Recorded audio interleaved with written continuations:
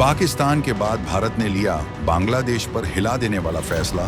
बांग्लादेश जान वाले पानी को रोकने जा रहा भारत। 30 साल पुराना वो समझौता खत्म होने की कगार पर, जिसने बांग्लादेश की प्यास बुझाई थी, अब भारत के हाथ में है असली कंट्रोल बॉल।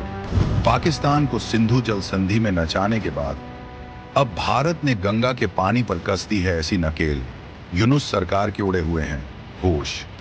फरक का बैराज से पानी बहेगा या सिर्फ रेत उड़ेगी, इसका फैसला अब दिल्ली के साउथ ब्लॉक में होगा। ऑटो रिन्यूअल का रास्ता हुआ बंद। बांग्लादेशी अधिकारियों की टीम दौड़ी दौड़ी आई भारत। मोदी सरकार का साफ इशारा, पहले भारत इस्तेमाल करेगा पानी। दोस्तों, दक्षिण एशिया की जियोपॉलिटिक्स में एक कहावत बहुत मशहूर है, जो पानी को कंट्रोल करता है वो पूरे देश को कंट्रोल करता है। और 2026 की शुरुआत में भारत ने इस कहावत को सच साबित करना शुरू कर दिया है। जहां एक तरफ पश्चिमी सीमा पर पाकिस्तान सिंधु जल संधि को लेकर गिड़गिड़ा रहा है, वहीं अब पूर्वी सीमा पर बांग्लादेश की सांसें अटक गई हैं। खबर बहुत बड़ी है और इसके मायने उससे भी ज्यादा गहरे हैं। 30 साल पहले 1996 में जब एचडी देवगौड़ा और शेख हसीना ने गंगा जल संधि पर हस्ताक्षर किए थे, तो माहौल कुछ और था। लेकिन आज जब बांग्लादेश में भारत विरोधी स्वर तेज हैं, हिंदुओं पर हमले हो रहे हैं और वहां की नई सरकार आंखें दिखा रही है, ठीक उसी वक्त 30 साल पुरानी संधि की मियाद खत्म होने जा रही है। और सबसे बड़ा ट्विस्ट ये है कि इस संधि में ऑटो रिन्यूअल यानी अपने आप आगे बढ़ने का कोई क्लॉज ही नहीं है। मतलब साफ है, अगर भारत ने नया समझौता नहीं किया तो बांग्लादेश को गंगा का एक बूंद पानी मांगना भी भारी पड़ जाएगा। हालात इतने गंभीर हैं कि बांग्लादेश ने आनन फानन में अपने अधिकारियों और तकनीकी विशेषज्ञों की एक टीम भारत भेजी है। वो जानते हैं कि अगर बात नहीं बनी तो उनके खेत सूख जाएंगे और सुंदरबन बंजर हो जाएगा। आखिर क्या है 1996 की वो संधि जो अब बांग्लादेश के गले की फांस बन गई है? क्यों भारत इस बार बड़े भाई वाली नरमी नहीं बल्कि सख्त पड़ोसी वाला रवैया अपना रहा है? और क्या भारत सच में बांग्लादेश को पाकिस्तान वाला ट्रीटमेंट देने की तैयारी कर रहा है? इन सारे सवालों के जवाब और इस जल युद्ध की पूरी इनसाइड स्टोरी हम आपको इस वीडियो में आगे देने वाले हैं।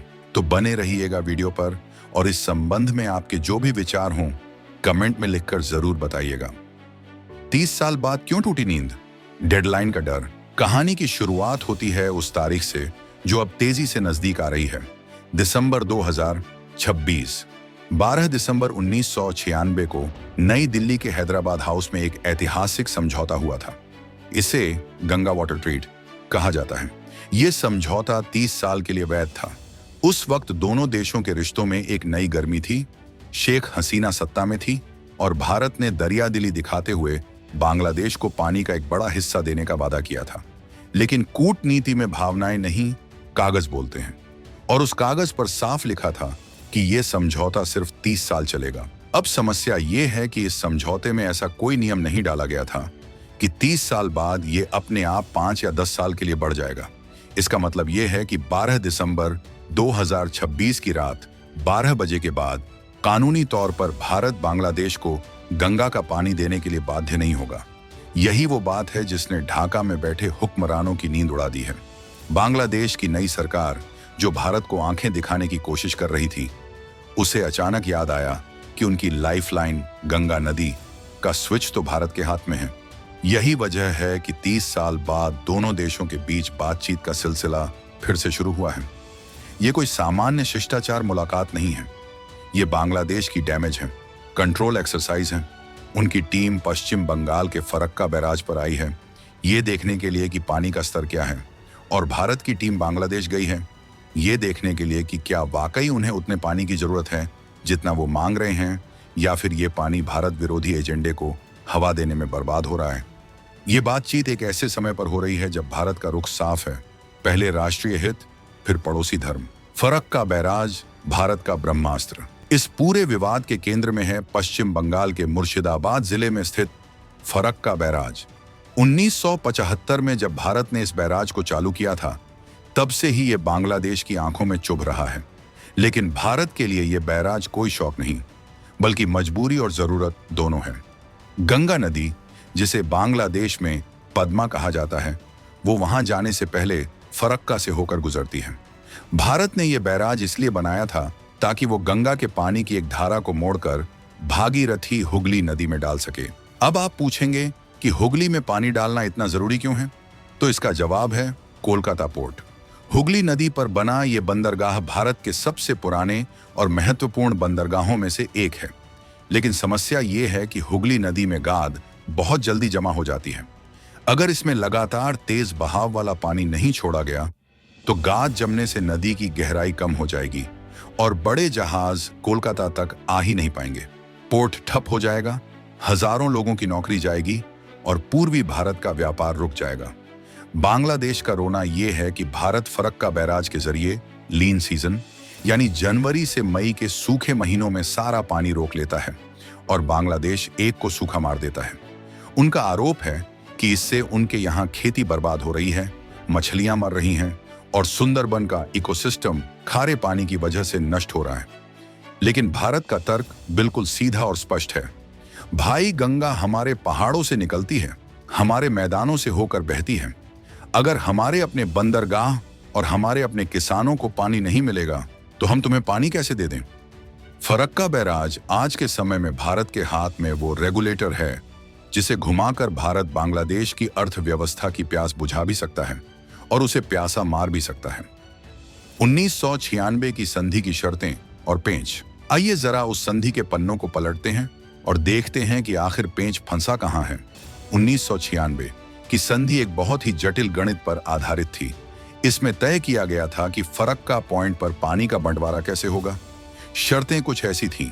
70,000 क्यूसेक से कम पानी होने पर अगर फरक्का में पानी का बहाव 70,000 क्यूसेक या उससे कम है तो दोनों देशों को 50 से 50 यानी आधा आधा पानी मिलेगा। 70,000 से 75,000 क्यूसेक के बीच अगर पानी थोड़ा ज्यादा है तो बांग्लादेश को 35,000 क्यूसेक पानी पक्का मिलेगा और बाकी बचा हुआ भारत रखेगा। 75,000 क्यूसेक से ज्यादा होने पर अगर पानी बहुत ज्यादा है तो भारत अपने पास 40,000 क्यूसेक रखेगा और बाकी सारा बांग्लादेश को जाने देगा। ये सुनने में तो ठीक लगता है, लेकिन इसमें एक बहुत बड़ा कैच है। इसमें मिनिमम गारंटी क्लॉज बहुत कमजोर था। संधि में कहा गया था कि अगर पानी का स्तर 50,000 क्यूसेक से भी नीचे चला जाए तो फिर कोई फार्मूला काम नहीं करेगा। तब दोनों सरकारें आपस में बात करेंगी और सद्भावना के आधार पर फैसला लेंगी। अब आप ही बताइए, 2026 में भारत और बांग्लादेश के बीच कौन सी सद्भावना बची है? जब बांग्लादेशी भीड़ भारतीय दूतावासों पर पथराव कर रही हो, भारतीय उत्पादों का बहिष्कार कर रही हो, तो क्या भारत सद्भावना दिखाकर अपने हिस्से का पानी उन्हें देगा? यही वो डर है जो बांग्लादेशी अधिकारियों को सता रहा है। वो जानते हैं कि जलवायु परिवर्तन और ग्लोबल वार्मिंग की वजह से गंगा का जलस्तर वैसे ही कम हो रहा है। ग्लेशियर पिघल रहे हैं, बारिश का पैटर्न बदल गया है। ऐसे में लीन सीजन में पानी 50,000 क्यूसेक से नीचे जाना तय है और उस स्थिति में बिना किसी पक्की संधि के भारत अगर पानी देने से मना कर दे तो बांग्लादेश कुछ नहीं कर पाएगा। वो किसी अंतर्राष्ट्रीय अदालत में भी नहीं जा सकता क्योंकि 1996 की संधि की मियाद ही खत्म हो चुकी होगी। पश्चिम बंगाल का फैक्टर और ममता का वीटो। इस पूरी कहानी में एक किरदार ऐसा है जिसे नजरअंदाज करना नामुमकिन है। पश्चिम बंगाल की राज्य सरकार। भारत के संविधान के मुताबिक पानी राज्य का विषय है। केंद्र सरकार किसी दूसरे देश के साथ संधि तो कर सकती है, लेकिन जमीन पर उसे लागू करने के लिए राज्य सरकार की सहमति बहुत जरूरी होती है। और पश्चिम बंगाल की मुख्यमंत्री ममता बनर्जी का रुख इस मामले में हमेशा से बहुत सख्त रहा है। आपको याद होगा तीस्ता जल समझौता। तीस्ता नदी के पानी को लेकर भी भारत और बांग्लादेश के बीच बात लगभग पक्की हो गई थी, लेकिन ममता बनर्जी ने वीटो लगा दिया।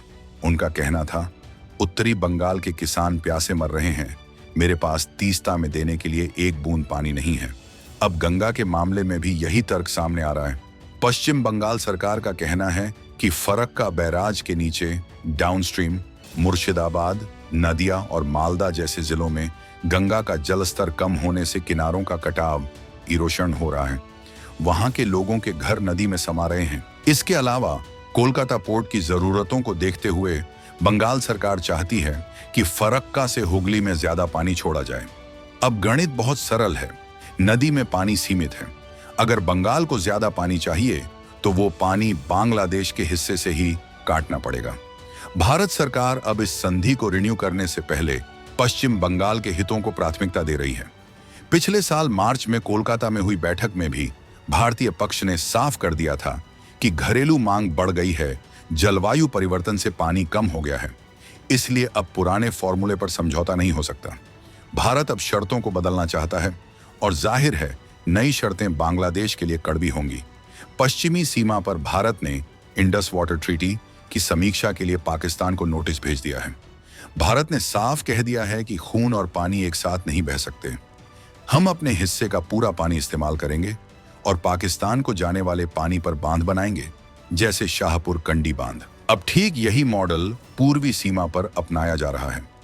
बांग्लादेश में तख्ता पलट के बाद जिस तरह वहां की अंतरिम सरकार ने भारत विरोधी ताकतों को शह दी है, उसने भारत को अपनी रणनीति बदलने पर मजबूर कर दिया है। भारत अब तुष्टीकरण की नीति से बाहर आ चुका है। पहले भारत सोचता था कि अगर हम पानी देंगे तो बांग्लादेश हमारा दोस्त बना रहेगा, वहां शांति रहेगी। लेकिन 30 साल पानी देने के बाद क्या मिला? भारत विरोधी नारे, चीनी पनडुब्बियों का स्वागत और पाकिस्तानी एजेंडे का समर्थन। इसीलिए अब भारत की सोच ये है कि पानी को लीवरेज यानी दबाव बनाने के औजार की तरह इस्तेमाल किया जाए। अगर बांग्लादेश को पानी चाहिए तो उसे भारत की सुरक्षा चिंताओं का ध्यान रखना होगा। उसे सुनिश्चित करना होगा कि उसकी जमीन का इस्तेमाल भारत विरोधी आतंकी गतिविधियों के लिए न हो। उसे हिंदुओं और अल्पसंख्यकों की सुरक्षा की गारंटी देनी होगी। अगर वो ऐसा नहीं करते तो भारत के पास हर अधिकार है कि वो नेशनल इंटरेस्ट का हवाला देकर पानी का बहाव कम कर दे। ये कोई धमकी नहीं है, ये अंतर्राष्ट्रीय कूटनीति का यथार्थवाद, रियलिज्म है। जब चीन मेकांग नदी पर बांध बनाकर दक्षिण पूर्व एशियाई देशों को ब्लैकमेल कर सकता है, तो भारत अपने ही पानी पर अपना अधिकार क्यों न जताए? अब जरा बांग्लादेश के नजरिए को भी देखते हैं। वो क्या चाहता है? बांग्लादेश की मांग है कि उन्हें सिर्फ गंगा का पानी नहीं, बल्कि सभी 45 साझा नदियों, कॉमन रिवर्स का पानी चाहिए। वो खास तौर पर तीस्ता नदी को लेकर बहुत परेशान हैं। उनका कहना है कि भारत पीक सीजन में तो पानी देता है, लेकिन जब उन्हें सबसे ज्यादा जरूरत होती है, मार्च अप्रैल में, तब हाथ खींच लेता है। बांग्लादेश चाहता है कि नई संधि में गारंटी क्लॉज डाला जाए, मतलब चाहे आसमान टूटे या धरती फटे, भारत को एक निश्चित मात्रा में पानी देना ही पड़ेगा। लेकिन उनकी हताशा साफ दिखाई दे रही है। बांग्लादेश जानता है कि वो भारत पर दबाव नहीं बना सकता। चीन उन्हें पैसे दे सकता है, कर्ज दे सकता है, लेकिन चीन उन्हें पानी नहीं दे सकता।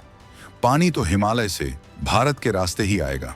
बांग्लादेश की जो टेक्निकल टीम भारत आई है, उसके पास सौदेबाजी करने के लिए बार्गेनिंग चिप कुछ खास नहीं है। उनकी अर्थव्यवस्था डामाडोल है, राजनीति अस्थिर है। ऐसे में वो सिर्फ गुजारिश कर सकते हैं